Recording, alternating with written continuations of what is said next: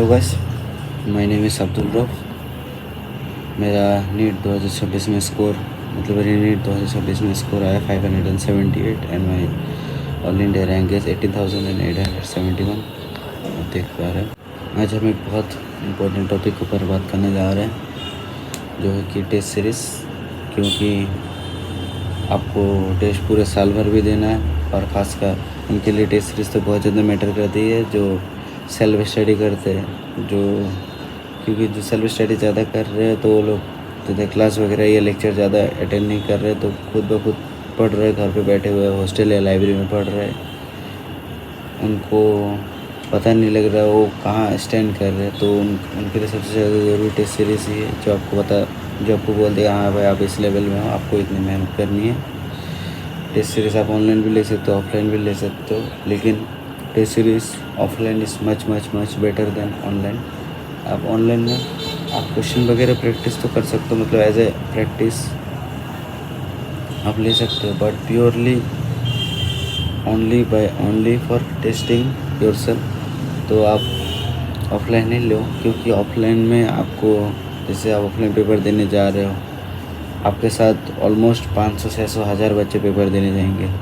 जैसे कोटा में जो जितना भीड़ होता है टेस्ट देने टाइम, आपको पता लग जाएगा, इतना शोर शराबा, भीड़, एसी काम करने बंद कर देता है, इतना गर्मी होता है रूम में, इतना ज़्यादा बच्चों का भीड़ होता है मेजर टेस्ट के टाइम। तो ऑफलाइन में आपको pressure handling, silly mistake, OMR fill करना, उसके बाद इन्विजिलेटर आके साइन करेगा, तो आपको टाइम मैनेजमेंट का भी आपको सीखने को मिलेगा। तो ऑफलाइन इज़ मच बेटर। तो चालू करते हैं। ऑनलाइन में बहुत ज़्यादा ऑप्शन है आपके पास, LN आकाश, फिज़िक्स वाला अनअकैडमी, सरबम, कैरियर वेल, और एक बहुत अभी के टाइम पे टेस्ट सीरीज़ में बहुत बड़ा एक इंस्टीट्यूट बोलूँगा या हब है, तो ये नीट प्रेप नाम है, neetprep.com। आप उनको सुने होंगे, देखे होंगे। Kapil Sharma, I am sorry अगर मैं गलत नहीं हूँ, तो उनका नाम कपिल ही है, Kapil sir. He is from IIT Delhi.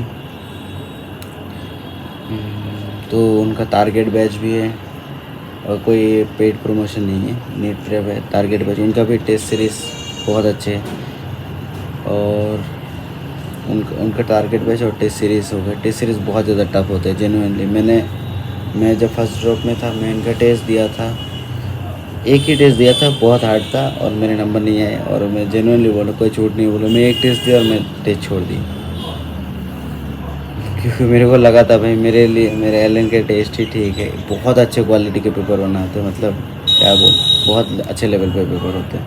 बहुत सारे लोग सोचते हैं कि टेस्ट सीरीज सिर्फ LN या आकाश के ही अच्छे होते हैं, बाकी इग्नोर करते हैं। NEET prep one of the best test लेते हैं इंडिया में, बहुत अच्छे। इनके बहुत सारे सेंटर है पूरे ऑल ओवर इंडिया में। तो इनके ऑनलाइन भी टेस्ट सीरीज़ होते हैं, ऑफलाइन भी होते हैं। अगर आप कोशिश करोगे, अगर आपको लेना हो तो आप ऑफलाइन ही लो।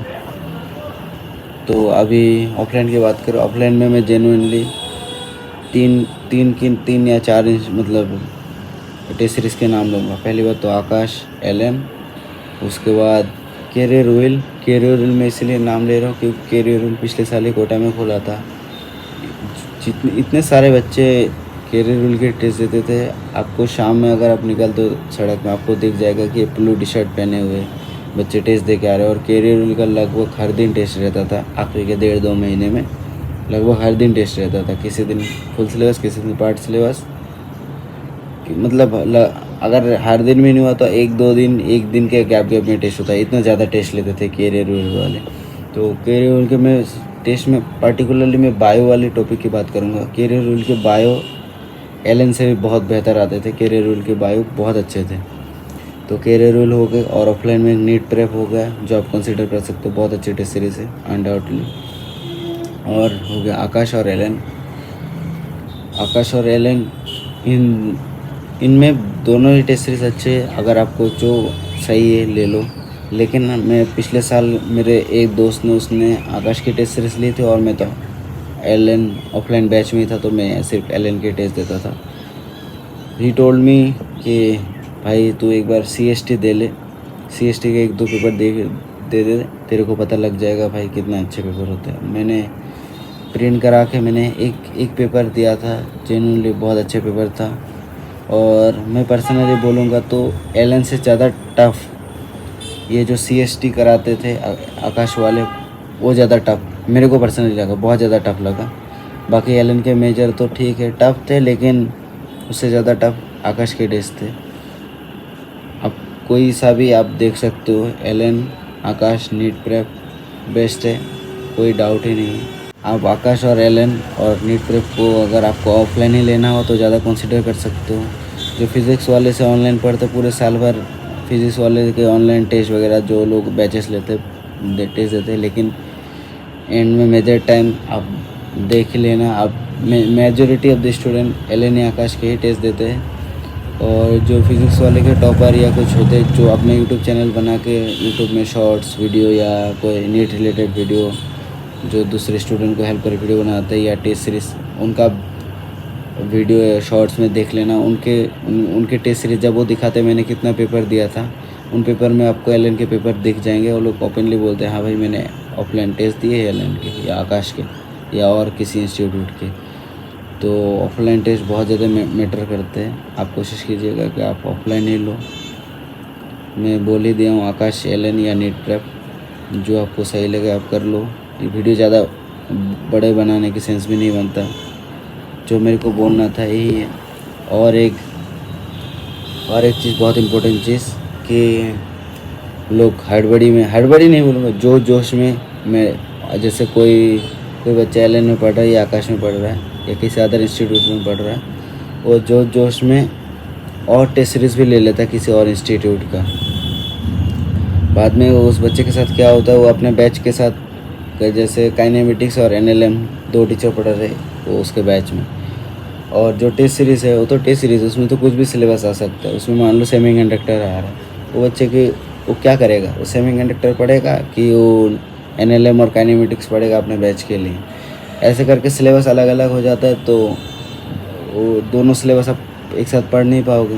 धीरे धीरे आपका जो बैच के टेस्ट होते हैं, जो मंथली होता है 21 दिन के एंड में, तो उसमें भी आप कम परफॉर्म करोगे, आपका परफॉर्मेंस सही नहीं आएगा। और जो आप टेस्ट सीरीज लिए हो उसमें भी आपका परफॉर्मेंस सही नहीं आएगा। धीरे धीरे डिमोटिवेट होते जाओगे, नंबर घटते जाएगा और आपको पढ़ाई से मन हट जाएगा और आप ख़त्म सा हो जाओगे। वही है कि आप मल्टीपल टेस्ट सीरीज मत लो, आप मैनेज नहीं कर पाओगे। आप सिर्फ पर्टिकुलरली आप जिस भी इंस्टीट्यूट में हो उन्हीं का ही टेस्ट दो, या तो अगर आप ऑनलाइन पढ़ रहे हो किसी एक इंस्टीट्यूट से उसी के ही टेस्ट दो ऑफलाइन। और मेजर टेस्ट के टाइम आप कोई से भी बहुत एक अच्छा test series, offline test series लो और आराम से टेस्ट दो। मल्टीपल टेस्ट सीरीज़ भूल कर भी मत लेना। मैं मेरे एक्सपीरियंस से भी बोल रहा हूँ। और मेरा एक दोस्त है, उसका नाम आशीष है, Kumar Ashish, he is from Bihar. उसने मेरे को एडवाइस दिया था कि भाई मल्टीपल टेस्ट सीरीज़ मत लेना, क्योंकि आशीष है वो बिहार से है, वो मेरे साथ HEPL में पढ़ा था फर्स्ट ड्रॉप में। उसका नीट 2025 में सिलेक्शन हो गया था, उसका 21,000 के आसपास या 23,000 के आसपास रैंक आया था, तो उसको बिहार में ही अच्छा कॉलेज मिल गया। आशीष SRG में था, he was a good student. उसके जो SRG के टेस्ट होते थे मेजर में, उसके 600 के अराउंड स्कोर आते थे। जो SRG के टेस्ट बहुत हार्ड होते थे उसमें भी अच्छा स्कोर आता था, और जो नॉर्मल बैचेस के टेस्ट होते हैं उसमें 650 के अराउंड स्कोर आते थे। और कई बार उससे ज़्यादा भी आए, 650 प्लस भी आए, 670 680 भी आए। उसने मेरे को, मैं उसके ऊपर बहुत ज़्यादा ट्रस्ट करता था, मेरा अच्छा दोस्त था। ही तो में जो जोश में ज़्यादा टेस्ट मत ले लेना, सब मैनेज नहीं कर पाएगा और आखिरी में जाके वही आने वाला है। मैं एक फ़ोटो दिखाता हूँ जो मेरे स्टडी टेबल पे मैंने चिपका रखा था, जो मेरे दोस्त आशीष ने मेरे को एडवाइस दिया था, मैं वो लिख के रखता था। मैं उसके एडवाइस को बहुत ज़्यादा रिस्पेक्ट करता था। मुझे पता था अगर उसके एक एडवाइस से मेरा 4 नंबर 5 नंबर 10 नंबर बढ़ सकता है टेस्ट में, तो मेरे लिए वो बहुत ज़्यादा मैटर करता था। इसीलिए अगर आपको कोई एडवाइस दे रहा है और आप उसको लिख के रखो किसी पेज में, कहीं पे लिख के रखो कि मेरे को ये चीज़ें ये स्टेप्स फॉलो करने हैं अच्छे से, मैं भूल ना जाऊँ। मैं 2-4 चीज़ें दिखा देता हूँ। वो SRG में था, उसने मेरे को बोला था कि कोशिश कर कि SRG में हो जाए, क्योंकि एलन वाले SRJ को बहुत ज़्यादा सपोर्ट करते हैं। जो टॉपर होते हैं ऑल इंडिया रैंक 1 2 वगैरह, उनके शॉर्ट नोट्स भी एलन के SRJ के लाइब्रेरी में पड़े हुए रहते हैं। आप उनको एक्सेस मिलता है, आप उनको देख सकते हो, पढ़ सकते हो। तो उसने मेरे को जो एडवाइस दी मैं आपको दिखा देता हूँ। उसने मेरे को बोला था केमिस्ट्री की NCERT भी पढ़नी है, क्योंकि जब 25 में दोनों हम लोग साथ में पढ़ते थे ना। उसने NCERT पढ़ी थी ना मैंने पढ़ी थी, और 25 में NCERT से डायरेक्ट बहुत सारे सवाल थे। जैसे मेन ग्रुप एलिमेंट करके एक क्वेश्चन आया था, मेन ग्रुप एलिमेंट, और ऑप्शन में कॉन्फ़िगरेशन दे रखा था। उसने भी वो सवाल छोड़ के आया था, मैंने भी सवाल वो छोड़ के आया था। तो उसने बोला था मेरे को केमिस्ट्री की भी NCERT पढ़नी है। स्टार्टिंग से ही मॉक टेस्ट में नंबर ज़्यादा लाने हैं, टेस्ट पे ध्यान देना है अच्छे से। और जो ये आप स्कोर देख रहे हैं साइड में, 360 मेरा टारगेट था। बायो में, केमिस्ट्री में 160 प्लस टारगेट था, और फिजिक्स में 150 टारगेट था। जो मैं हर टेस्ट में टारगेट मान के चलता था, मेरे को इतने नंबर चाहिए। और जो इसमें रीनीट वाले पेपर में बायो ठीक नॉर्मल आया, बायो में मेरे 350 आए। केमिस्ट्री टफ था, केमिस्ट्री में मेरे आए 128। और physics was also very tough, तो फिज़िक्स में मेरे 100 नंबर आया। तो ओवरऑल मेरा 578 स्कोर बेटा। ठीक है, मेरा रैंक ठीक ठाक है। मेरे को मेरे स्टेट में अच्छा कॉलेज मिल जाएगा, I am happy with that. लेकिन मेरा टारगेट इतना था, मैं अगर नॉर्मल पेपर होता तो मैं इतना टारगेट में हर मॉक्स में मैं मान के चलता था मेरे को इतना। आप छोटा टारगेट बिल्कुल भी मत बनाए, क्योंकि हो सकता है आप उसको कुछ टाइम में अचीव कर लो, फिर आपका मोटिवेशन डाउन। आप एक ऐसा टारगेट बना लो कि जिसको अचीव करने में भले आपको ऐसा फील हो कि भाई ये तो प्रैक्टिकली इम्पॉसिबल है या मैं इसको नहीं कर सकता हूँ, लेकिन आप रिलेटिवली उसको क्लोज पहुँचोगे तो आपका जो छोटा टारगेट से भी ज़्यादा आप ज़्यादा अचीव करोगे। इसीलिए टारगेट या सपने, सब बोलते हैं ना सपने बड़े देखो, बड़े देखने में क्या ही नुकसान है।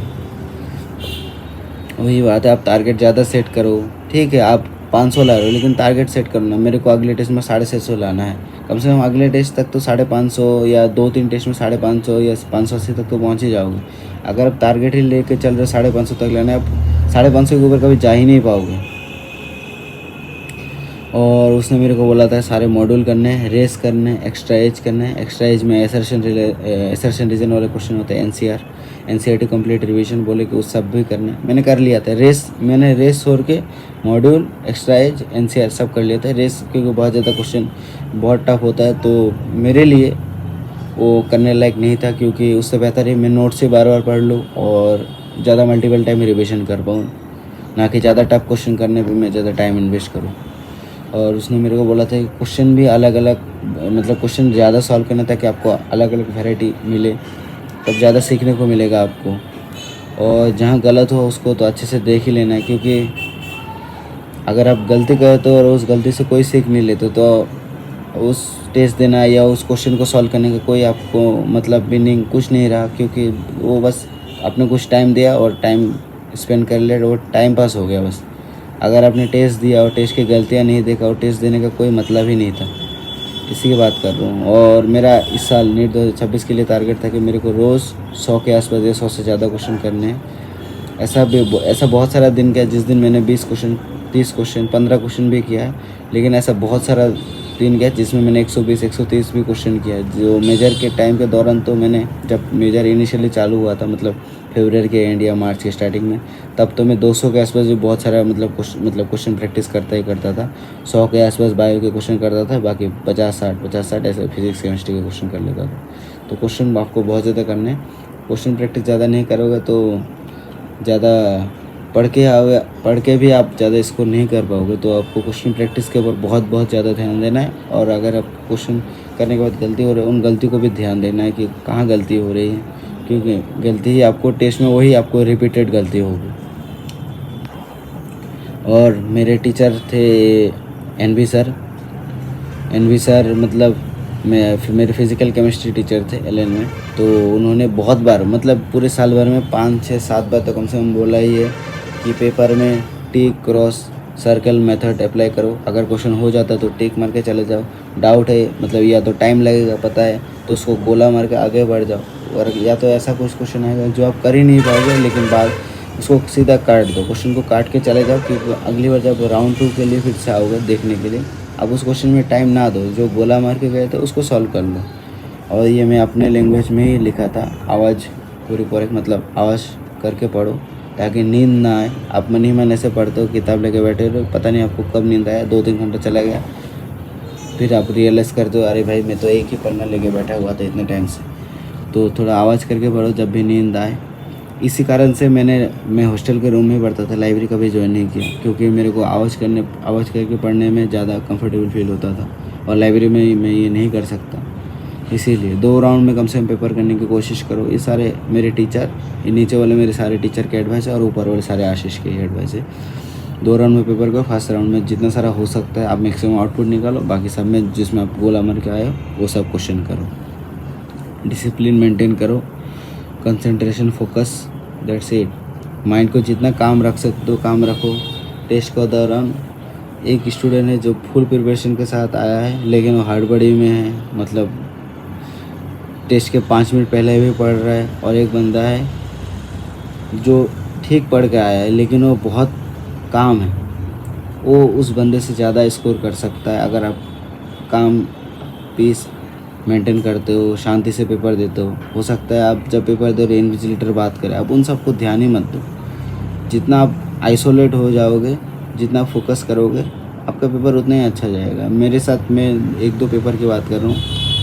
मैं जैसे मान लो रात के 2 बजे तक पढ़ा और मेरा प्लान था कि सुबह 7-8-9 बजे उठूँगा, आराम से थोड़ा 2-3 घंटे पढ़ के 1 बजे टेस्ट देने चला जाऊँगा लंच करके।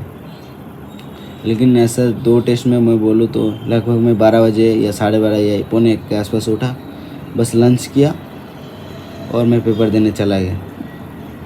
अगर मैं मेरा मेंटेलिटी ऐसा बनाता कि अरे भाई मैं तो सुबह 3 घंटे पढ़ने नहीं पढ़ पाया, मेरा टेस्ट क्या हो जाए, क्या होगा, अगर ऐसा आप सोचोगे तो पेपर आपका ख़राब ही जाएगा, क्योंकि ऑलरेडी आपने माइंड बना लिया था कि पेपर ख़राब जाएगा। अब ऐसा माइंड को बोलो, माइंड को फोर्स करो कि भाई मैंने जितना पढ़ा मेरे को उसके 100% एफिशिएंसी निकालनी है, मेरे को जितना आता है मैं उसको अच्छे से अटेम्प्ट करूँगा, जो नहीं आता कोई दिक्कत नहीं, जो मेरे को आता है उसकी गलती नहीं होनी चाहिए। बस आप ये मेंटेलिटी रखो, आपका स्कोर बहुत अच्छा आएगा, कम से कम गलतियाँ करोगे, नेगेटिव मार्किंग कम होगा और आप ज़्यादा आउटपुट ला पाओगे। बस टेस्ट सीरीज़ और जो मेरे को टेस्ट सीरीज़ से रिलेटेड और ये छोटे मोटे एडवाइस जो है मेरे को इसके बारे में बोलना था। That's it, thank you.